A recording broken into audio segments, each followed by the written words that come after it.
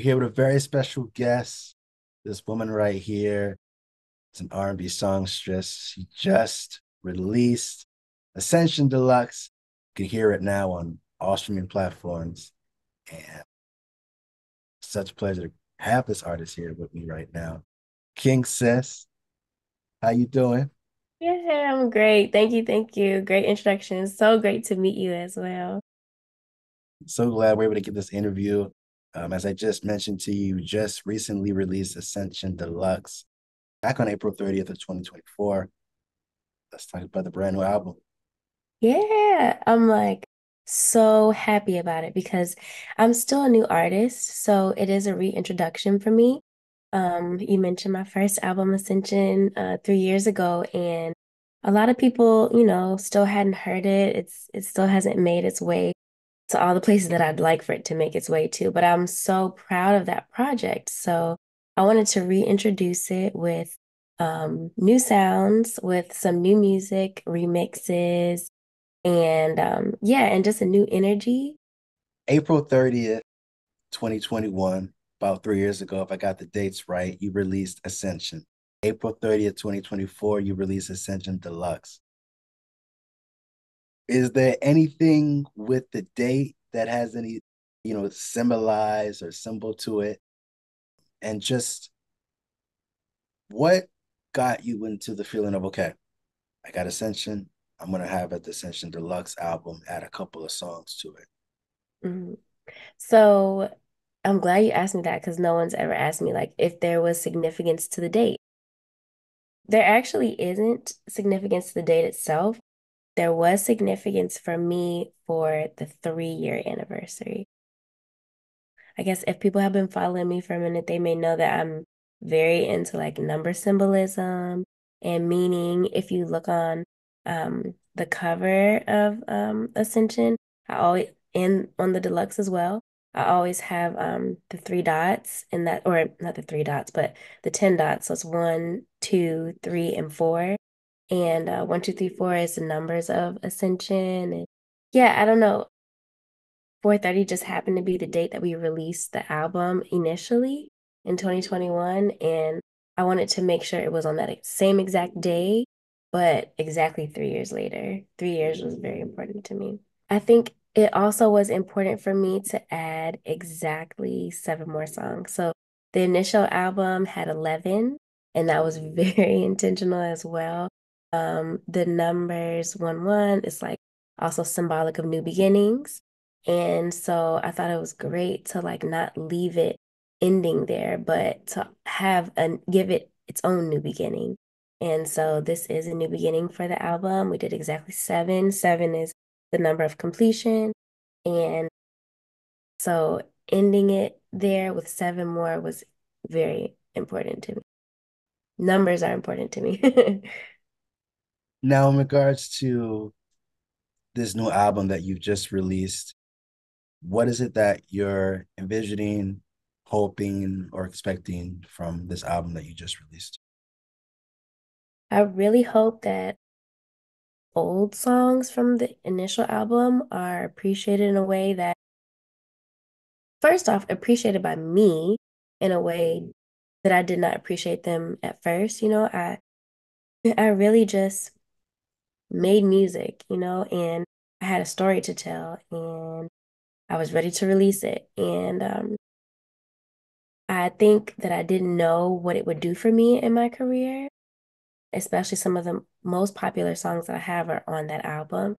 And yeah, I didn't get to celebrate it in a way. I just kind of like put it out there to the world, like, what do you think, world? This is what I'm feeling. What do you think? Or this is me. How do you like it? And I didn't really appreciate it myself enough, I think. So starting with me first, I did want to make sure that it was appreciated in a new way, but and celebrated in a new way. But yeah, I really hope that people who haven't heard of me or are just learning who I am, that they get to go back to these old songs, maybe hear them for the first time and discover where I came from because I'm really, really, really proud of that project. And I hope that people who are new to me will see the evolution and where I've grown to, and also feel a little bit of what we were talking about earlier, where the West Coast to East Coast sound and energy, the deluxe as a whole. I know you're back in the DMV area. I know you were living in LA for quite some time. Just give us like an update of like what's it back being back home in the DMV area. I know you're from Virginia. It's really interesting. Yeah, DC, well, it's DC, Maryland, and Virginia, and yeah, it's so different because I've been gone for 7 years, and so yeah, so much has changed. I mean, really, things move and change within months over here. Everything looks different, so I'm readjusting, but I'm loving it. I'm loving being back in my hometown, a place that bred me, and it's informed some of my music choices on the album. So I have a really specific genre of music on the album that's called go-go, that's so local and so precious to my hometown of DC. So we do have a go-go remix on the album. We have a Jersey Club remix, and I was sharing just recently with someone how living in DC, you go up and down to New York all the time. And so kind of that like 5 hour drive or a few hour train ride between here and there, you hear all the different sounds. And so you get go-go, you get Baltimore club or Jersey club music, and then you get a harder Philly sound until you get up to New York, and that's where we had like all our hip hop influences. So yeah, a lot of that I tried to incorporate on this album with the new tracks added.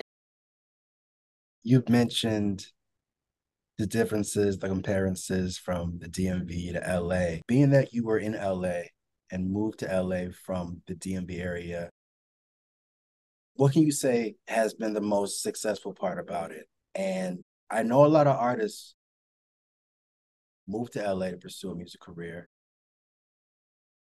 Just give your thoughts about why do you think that has to happen? Yeah, it's a great question. It's really interesting even when I was touring as a background vocalist and I got to, see different parts of the states and different cities and how similar we are, but yeah, the differences. And I think the majority of our differences come from like the industry of the place. And just depending on your location, there is like a major industry in different cities across America. For example, in DC, the main industry here is politics, government contractors, or you work in some form or fashion that's connected to politics. And so, yeah, it's just interesting how that is the industry of LA. And so, a lot of times, you go where the industry is. Like, if you're in tech, you may find the best opportunities for jobs are in San Francisco. So, yeah, the best options I had at the time for just starting a music career in my stage in life was going to LA.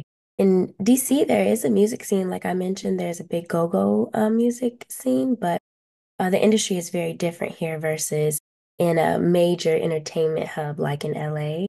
And so my first opportunities were singing background vocals, and most of the auditions are in LA.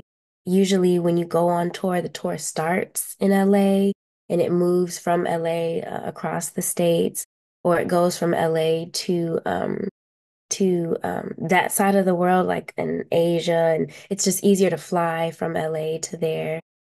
It's easier to fly to Europe from the East Coast, but everywhere else it's easier to fly from LA. So yeah, it's just interesting how that is, the place where opportunities are.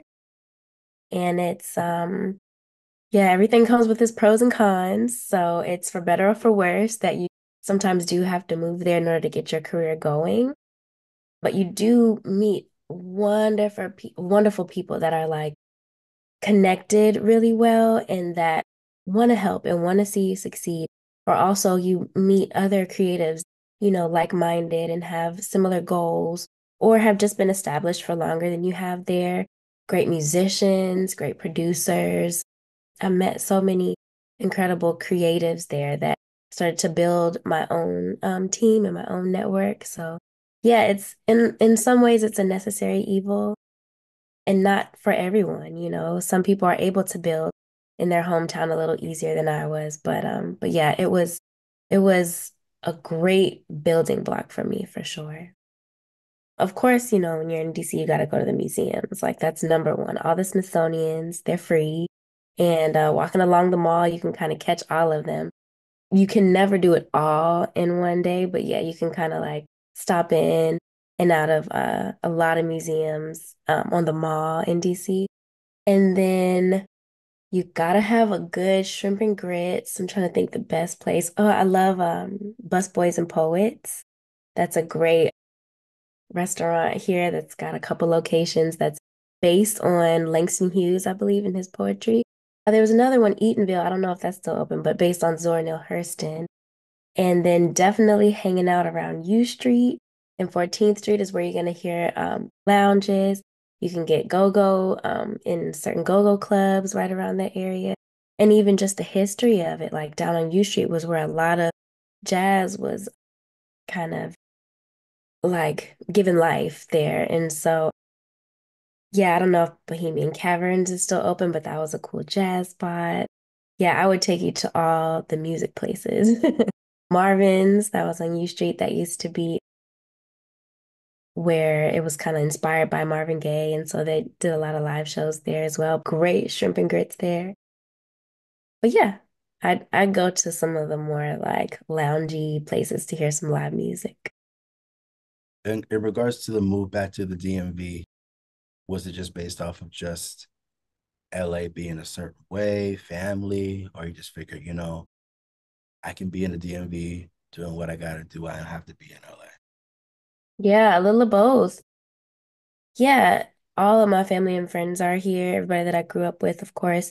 Thing about this area, sometimes people never leave. So I couldn't get them to move to LA with me if I paid them. Yeah, it's a time kind of like seeing my friends have kids and my brothers, and now I've got nieces and nephews that I miss out on when I'm not here. So yeah, it's a little bit of that, but also a little bit of, yeah, I did what I came to do in LA to really just get myself jump started and to find my community all over the state. So I really didn't need to be in a centralized location as much anymore. And I do get, I'm blessed to be able to get to go back and forth pretty often. So the goal is to be bi-coastal so that I can, you know, get the majority of my work done in LA without having to cram so much into a short trip, but I can be there for long stints of time and also be at home for long stints of time. In regards to your album, just recently released, I mean, I've heard the album recently, and I gotta say, I mean, there's so many great songs that it's hard to just pick which one I like. I mean, we could even go through it. Ocean Breeze, West Side, yeah, you thinking about you. Done for Me, Don't Wait Up. Now that I think about it, probably those last two songs that I mentioned are probably my favorites. But I gotta ask you, which was your favorite song to record on your album? You know, okay, so yeah, I picking my favorite is impossible because that's like picking one of my favorite children, you know.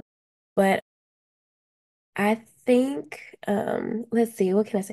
Okay, so the I'll say the most difficult ones for me to record were Done for Me for sure because I'm singing stronger than I usually sing, quiet with a little rasp kind of voice, but yeah, I sang like super full voice and a little higher than my usual range too on that one. A little more tough and aggressive. That's not my usual, but yeah, I was trying to be like, what have you done for me lately? You know, with a little more attitude. So that was probably my most difficult to sing. I'll also say emotionally, the most difficult to sing on that project was One More Day. And that's because it's a ballad that's like full of like these gorgeous metaphors. I got a chance to co-write on that one with a couple of songwriters in Sweden, and their names are Victoria and Myra. Yeah, when we were writing it together, in the room, it was just so emotional. And so I still kind of have that feeling from the day. Like I remember vividly the day we wrote that song in this studio. And yeah, it was personal for me at the time, the meaning behind it in relationship, but yeah, it can kind of apply almost to any stage, and I'm going back and forth or unsure, and it's like, actually, you know what? My bad. Can't do this another day. Like I can't go one more day without you. So it is a very like longing type of lyric, and it's an emotional song in that way. So that's a difficult one for me to have recorded, and then also to perform. Like I actually haven't performed that one live because it's like, oh shoot, I'm gonna cry. Like I feel choked up singing it. So, but yeah, okay. I'll say I have a favorite of the new songs on the album, and that's the last seven. Yeah, the last seven songs on the project, and I think it is Lux because that's kind of like where I am in life right now. Like I'm feeling very like I work hard, all I have into all my creativity and all my creative energy, and like I deserve luxury, you know? So that's kind of like where I am in life. I'm ready to take vacation. I'm ready to travel. I'm ready to have time to myself, enjoy some hobbies that I just miss out on because I'm constantly working. But I'll say that's where I am in life right now is Lux. So that would be my favorite. As far as the album goes, I know you released the first album about 3 years ago, but when you were coming up with just the deluxe version of the album, what was the creativity or inspiration just behind wanting to have a deluxe album? I really wanted to kind of symbolize my move actually back to the DMV. So, like you mentioned, the album starts with Ocean Breeze West Side, and that was kind of like my ode to moving to LA. And so going from the West Coast, using a lot of West Coast producers also, to going to the East Coast. And so the album starts with West Side and it ends with East Coast production with the Go-Go remix and the Jersey Club remix, which is actually produced by a producer from North Carolina. So yeah, I kind of wanted to have that West to East Coast kind of mesh, and it all represents who I am, I feel, as a person and as an artist. And so, yeah, that was kind of a continuation of the journey. Also, the meaning, Ascension, is about elevation and, continuing on in the journey. And the last song on the original album is actually an ode to my grandmother, who it's a voicemail from her, and she was diagnosed with Alzheimer's, and she was just starting to lose her memory at the time. And so between the time that album came out 3 years ago and now, she has since passed away. And so I did want to kind of continue it with a rebirth. The first song on the new side of the album is called Ascension Rebirth. And just to kind of carry the journey, like it doesn't end with a passing, like it continues in new life, but just manifested in different ways. And so, in a way, for me, this is a new life. It is a new beginning. And so, yeah, I just wanted to symbolize that in life, the journey ends and begins and ends and begins and it ends and begins again, even after this life is over. Your style of writing and music, I know that it's based on a lot of love, self-affirmation. And as an artist, what separates you from the rest of the pack? Great questions. So yeah, I think that my writing will always have those aspects that you mentioned, love and self-affirmation, because I will always have those aspects to myself. Like, yeah, I mean, listening to any songs, love is usually the driving force. In the Bible, it says, now these three remain faith, hope, and love, but the greatest of these is love. Like, love is like all there is. And so that's always going to be an aspect. Self-affirmations are really important to me because that's like, as a person, who I am. Like, really you get unsure of yourself, especially as a creative, like you're trying out new sounds or a new style of writing, and then you're wondering like, ah, are the people gonna like it? Like you're constantly seeking outside validation as an artist or as a creative. Like, you make art for yourself, but at the same time, you want people to enjoy what you do as well. And so, or to connect with it or understand it or their own interpretation of it in a way. And so, yeah, you're always kind of like outward facing. And I think it's important for me, like I'm very intentional about taking time to be inward facing and really self-reflective. And then in that self-reflection, not to be hard on myself or down on myself, intentional about affirming myself. And so, yeah, just because that's part of my life, I think that's always going to be. And then to answer your second question, what separates me from the pack? I've asked myself that so many times. And I think I mean, everybody's their unique self. And so as long as I'm true to myself, I'm always going to be different because no two people are exactly the same. But in a lot of ways, like similar, like I just said, like we all sing about love. Like we all have our own interpretation of the same aspects of life. Like we all, even on, different races, different genders, like we all have the same basic needs as human beings, like to be seen, to feel heard, to be loved, those are all like something we all have. So a lot of who I am as an artist is going to be very similar to a lot of different artists just because we're all very similar as human beings.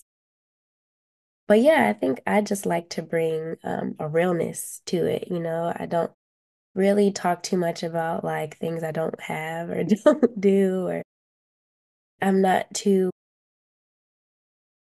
I don't know what's the right word, but I'm not very gaudy, I guess I would say. Like, I'm just very like down to earth as a person. So I hope I bring a aspect of realness to music and honesty and vulnerability that might be missing in music today, where we're all trying to, just put our best face forward and seem like our best selves and like we got it all together when actually like we're human and we could never we could never. So yeah, I hope I bring a vulnerability and honesty and openness that may not be as prevalent in music today.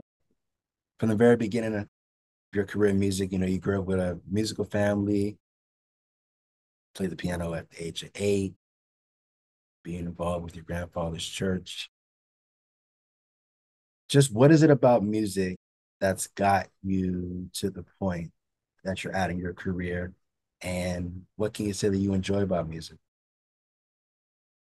Music is legit my everything. Like it's like everything. It's my best form of self-expression. It's my best like kind of processor, like just thinking things through, them through well with music, whether it's my own or other people's music, like work through things in life. It's been a safe haven for me since I was a kid. Like even at times when the world around is just too much, like I tune out even my own voice sometimes with a pair of headphones on, like turn my music loud enough so that I don't even hear myself think. Like I like to kind of live life through song. I love the saying that if like visual art is how we decorate space, that music is how we decorate time. And I have this really interesting relationship with time. And I think because of that, music is so important to me because it does really color the way that I go through life and time. Last year, I put out a song or not even a song, but just a release every other week. Every other Friday, I had new music drops, and it might have been one song, two songs, four songs.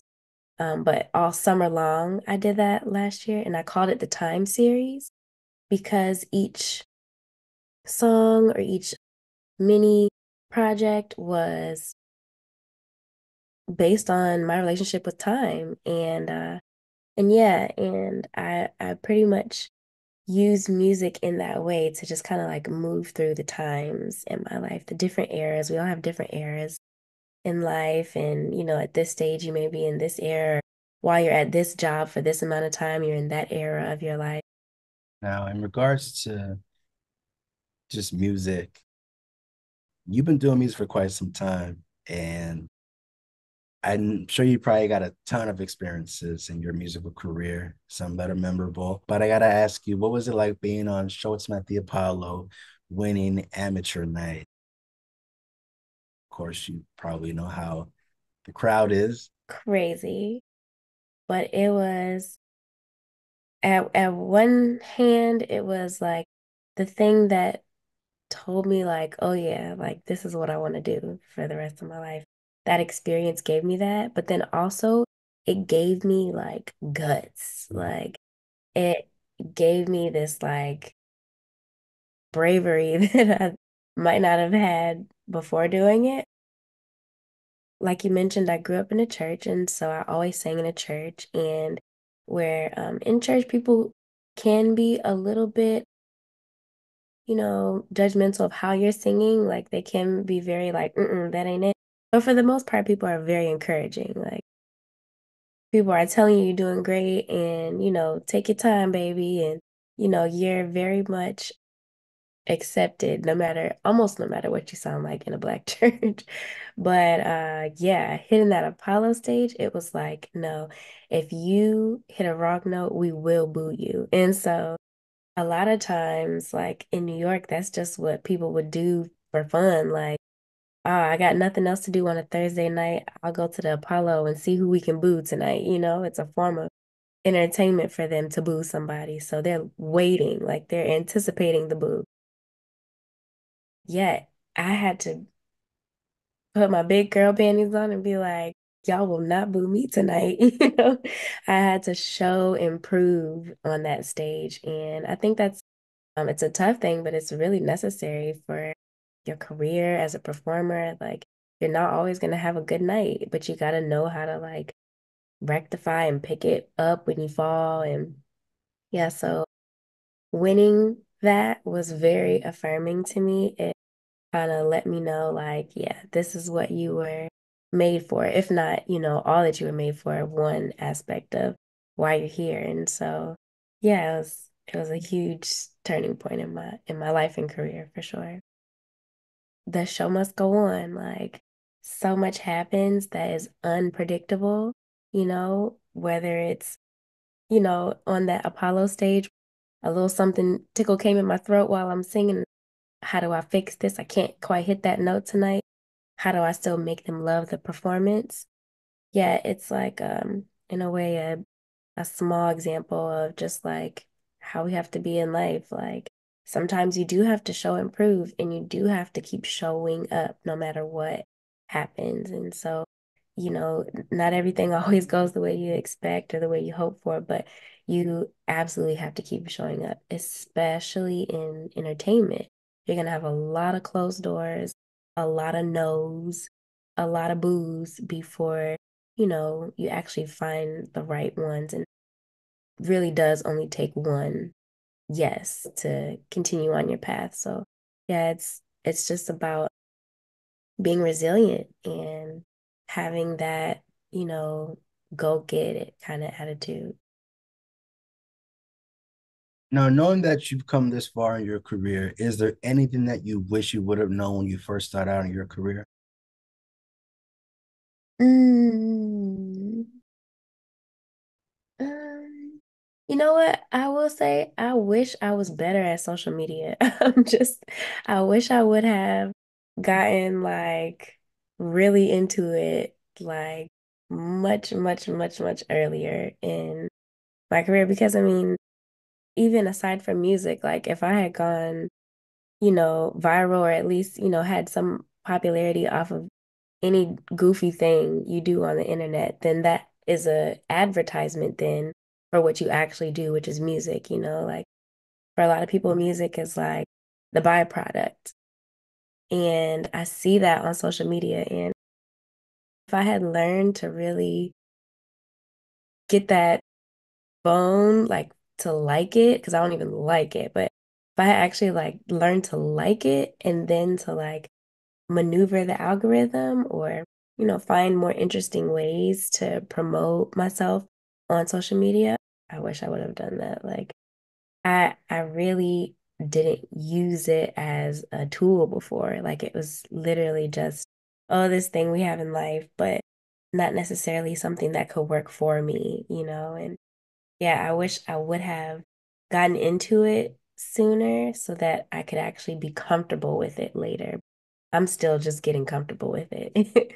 So that yeah, I'll say that's one thing I'm working on now, still actively getting better and better every day. Now, your stage name, King Sis, obviously, it came from your brother, but I'm curious to know what other names did you have in mind before picking? Oh my gosh. This is a great question because as my mom would tell it, since I just was, here spending time with her on Mother's Day, I have always wanted to change my name since like elementary school. I used to give myself different names that were not my own. But yeah, my name is very common. My first and middle name are Brittany Nicole. And it's so common, especially from my age group. Like a lot of girls born in my time were named Brittany. Like that was just a thing. So I always would go to class with like more than one Brittany in my class, and they'd have to be like, oh, Brittany A, Brittany M. Like, hated that. Just wanted to find like an identity for myself through my name. So yeah, I've changed my name like a million times through life. But Sis is just a nickname that kind of always was. So when my brother was like, "Why don't you just go by Sis?"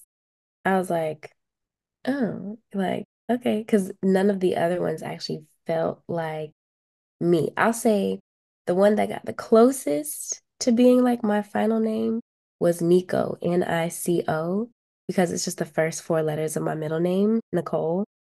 So yeah, I had Nico for a little while. But yeah, my brother, it just never stuck. Like it never didn't feel authentic to me. And yeah, Sis was just always a nickname. So my brother was like, why don't you just go by Sis? I'm like, okay. And then I started to like, make accounts and stuff under that name. But of course, they need a first and last. So yeah, I just kind of was like, I'll go with King. Queen, Sis kind of sounded like a double feminine. I'm not that feminine. I didn't need that. And King just kind of stuck. So yeah, that was that was the final, but I'll spare you all the millions of ones before that. Just Nico was like the closest to being my name before King Sis. In your music career, I know that your family has played a big part in your career. Besides your family being a big inspiration to you, Well, since you mentioned the church, I'll give my gospel inspirations first. So absolutely CC Winans. She was like everything in the 90s.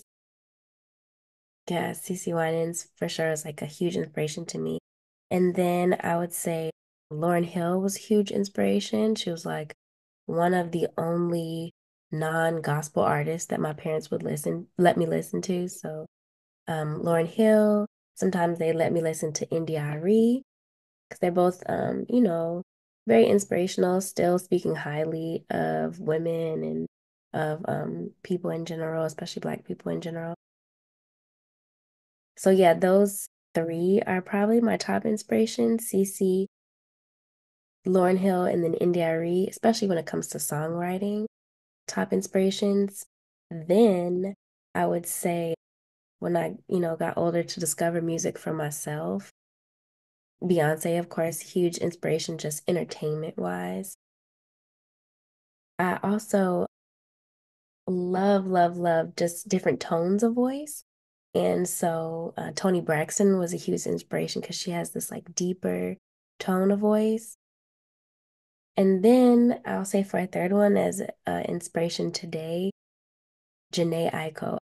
Love her. I love her songwriting. I love like what she stands for, the messages in her music. I love that she uses sound bowls and incorporates healing tunes, the different frequencies in her music to what she's speaking to in her lyrics. I love that like intention. Yeah, she's a great inspiration, somebody that I'd love to work with, Janae Aiko. Since you've released your album, we expecting music videos, a tour. What is your future goals? What are your future plans in your career? Those are two absolute goals. So we're working now on funding, of course, as an independent artist, like it takes time, but I'm patient with the process. And it's also good because I get to kind of spread out the rollout of this release a little longer. So we're gonna have a video. We're kind of like seeing which song is doing the best, what do the people like to hear more than others, and that'll kind of determine because I have my favorites, like I told you, but I do want everybody to get visuals to their favorite. Kind of wait and see which songs do the best, and then we'll decide which song we'll do for the video. And then, yeah, I'm actually hoping in the beginning, very beginning plans of not necessarily a full tour, but just new shows booked across the country. So yeah, I'm actually pretty excited about that. I feel like as an artist, I've been like a great developing recording artist, but I feel like my performing artistry hasn't developed enough, and I really like can't wait for people to see what I can bring to the stage. So hopefully fall of 2024, you'll see me scheduling more shows. What is that like for you? Take me through a day in the life of what an independent artist is. And do you feel like it's better to be an independent artist or to sign with a label? Like, what is your strategy in regards to that? I think, just like anything, there's pros and cons to it all. Keep more of your money, of course. But I also, as an independent artist, I'm still signed with a distribution label. So, yeah, I still have, people to answer to. Like, even as an independent artist, you're never like an island by yourself, checks and balances, and you still have deadlines, people to answer to at the end of the day. So, yeah, my distribution label is kind of the only group of people I have to answer to. They're great about like assisting me along the journey too, because it's difficult. Like doing everything by yourself is difficult.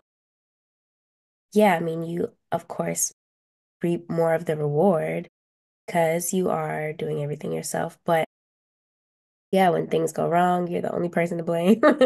You literally have everything on your shoulders. And so you're outsourcing as much as you can, but if things aren't coming back right, you're in control. So I'm learning everything. I've learned how to do my own artwork. I know how to edit my own videos. I know how to, of course, social media, like I know how to create my own edited content. And so even with YouTube and things like that, it's like you learn a lot. Like you learn a lot. I design my own vinyls and CDs and the jackets for that. Like I've done all my own graphic design. And yeah, sometimes distribution label will help with like logistics, like pitching to DSPs and playlisting, but I've learned how to do that type of thing myself as well. And I have other partners, like I've partnered with Tidal. I'm part of their Tidal is one of the major DSPs like Apple Music and Spotify. And they've entered me into their class of rising artists, they call it. And so as part of Tidal Rising, they also offer sessions, webinars, tools to help with, learning those type of things. Like they had just recently had a social media webinar or playlist pitching or building your team. Like I don't have a manager anymore right now. And so I'm literally like in control of everything and how to stay on top of things while you're also trying to build your team back up is another session, a webinar that they offer help with. So yeah, it's great find kind of partners to kind of help you along the journey because you cannot do everything by yourself. Like if anyone says they're totally independent, it's like a half truth because you at least have a team of people that you've hired that are, you know, doing a lot of the grunt work for you or with you. So yeah, it's a difficult path. You do get to keep more of the money and you get to keep more of the control. So those are the benefits, but it's a lot of work. It's a lot of work.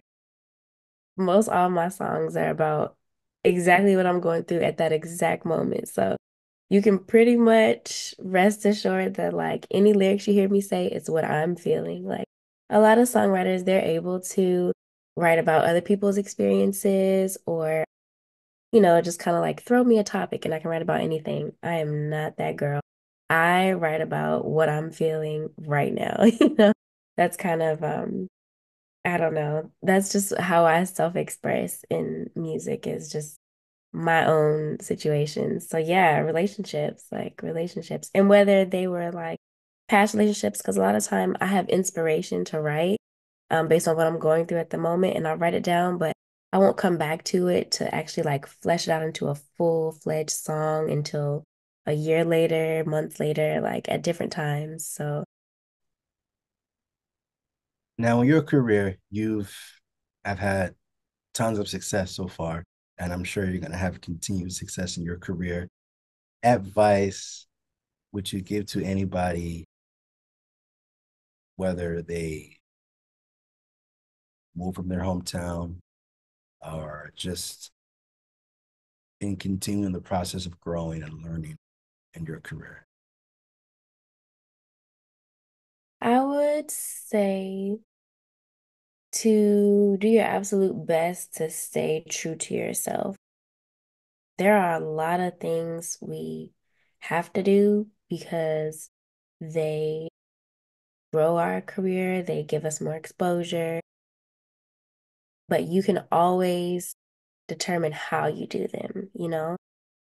Like I mentioned earlier, social media, it's a huge tool. It's like the greatest marketing engine we have for music today. And, it is something that you have to do. Like it is something a tool that you have to use, but you get to determine how you use it. There are avenues that are going to seem like the easiest or the paths of least resistance or the most common ways to do things. It's so important, I think, to know yourself, stay true to who you are and what you do, and be the determining factor and complete control of how you do them. It's so easy to get swayed and it's so easy to compare yourself and see, oh, well, they, did this way and it worked for them and to try to follow someone else's path. But just my biggest piece of advice is like listen to what's telling you what you should do and not what's telling other people what or how they should do. And I'm wishing you all the best in your career. And I'm hoping that everything goes well with everything that you got going on. I'm definitely wishing you all the best in your career. I'm so glad that we're able to have this time here. And Thank you so much. Thank you for giving of your time too. This was a great interview. Thank you. Thank you.